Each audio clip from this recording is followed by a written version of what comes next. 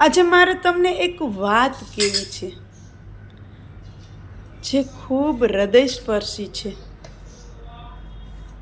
હા, સમયની સરવાણી કેમ વીતી જાય છે ને એ ખબર જ નથી રહેતી, પણ અમુક લાગણી ભર્યા સંબંધો, અમુક લાગણી ભરી વાતો એ હૃદયના ખૂણામાં ક્યાંક છુપાયેલી હોય છે ને, જે સમય આવે તાજી થાય છે. આજે મને મારી મમ્મીની યાદ આવી ગઈ.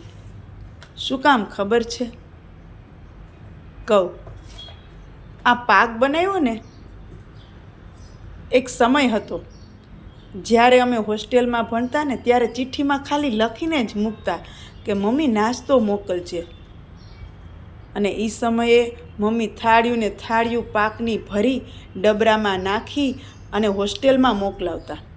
આજે હું પાક તો બનાવું છું, પણ મારા સંતાન માટે.